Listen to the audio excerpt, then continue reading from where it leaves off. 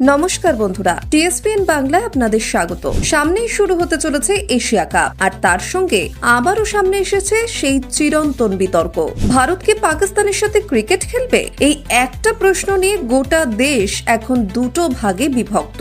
একদিকে দেশের অনেক মানুষ এবং কিছু প্রাক্তন ক্রিকেটার বলছেন টাকার জন্য দেশের সম্মানকে বিকিয়ে দেওয়া উচিত নয়, আর অন্যদিকে ক্রিকেট বোর্ড এবং ম্যাচ ব্রডকাস্টাররা বলছেন এই ম্যাচ খেলা খুবই জরুরি। কিন্তু কেন?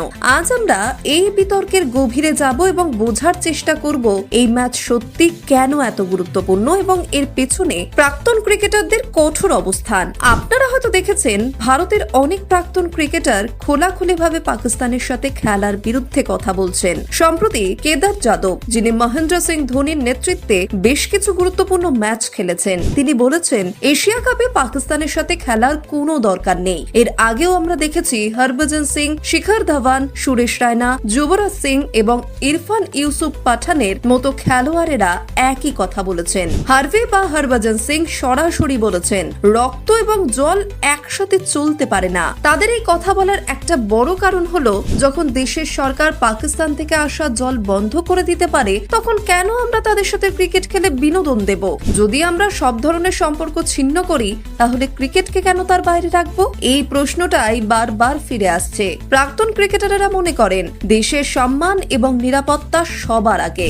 আর্থিক দিক, টাকা কি সবকিছুর ঊর্ধ্বে? এই বিতর্কের আরো একটি দিক হলো টাকা। শোনা যাচ্ছে ভারত পাকিস্তান ম্যাচের 10 সেকেন্ডের একটি বিজ্ঞাপনের জন্য প্রায় 14 থেকে 16 লক্ষ টাকা নেওয়া হচ্ছে। তাহলে পুরো ম্যাচের জন্য এই অঙ্কটা কত হবে একবার ভেবে দেখুন। এই কারণে অনেকে মনে করেন ক্রিকেট বোর্ড এবং ব্রডকাস্টাররা টাকার লোভে ম্যাচ খেলানোর জন্য এতটা মরিয়া। এই প্রসঙ্গে একটা গুরুত্বপূর্ণ প্রশ্ন উঠে আসে, দেশপ্রেম কি তবে টাকার কাছে পরাজিত?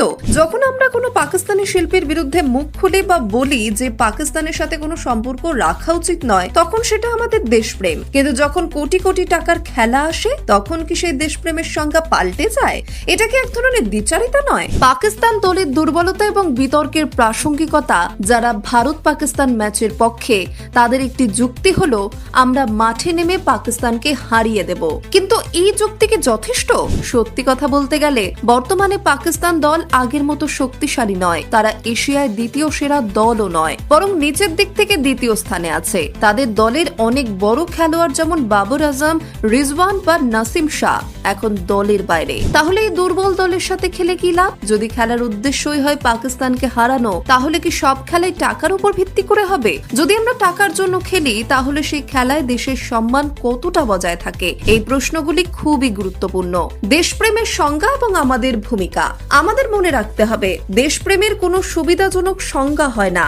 এটা হতে পারে না যে একটি ক্ষেত্রে আমরা দেশপ্রেম দেখাবো এবং অন্য ক্ষেত্রে টাকার জন্য আপোষ করব। যদি আমরা পাকিস্তানের সাথে সম্পর্ক ছিন্ন করতে চাই, তাহলে তা সব ক্ষেত্রেই করা উচিত। তা সে শিল্প সাহিত্য হোক বা ক্রিকেট। আমাদের জাতীয় দল খেলতে যাচ্ছে, অথচ এই নিয়ে কোনো প্রশ্ন উঠছে না। কিন্তু একজন সাধারণ মানুষ যদি পাকিস্তানের সাথে কোনো ধরনের সম্পর্ক রাখে, তাহলে তাকে সমালোচিত হতে হয়। এই ধরনের বৈষম্য কি ঠিক? আমি আপনাদের কাছে জানতে চাই, আপনারা কি মনে করেন এই ম্যাচ খেলা কি সত্যিই জরুরি, নাকি এর পেছনে শুধুই টাকার খেলা? আপনাদের মূল্যবান মতামত আমাদের কমেন্ট বক্সে জানান। আর যদি এই আলোচনা আপনাদের ভালো লাগে, তাহলে আমাদের টিএসপিএন বাংলা ইউটিউব চ্যানেলটি সাবস্ক্রাইব করুন এবং আমাদের ফেসবুক পেজটি ফলো করুন। ধন্যবাদ।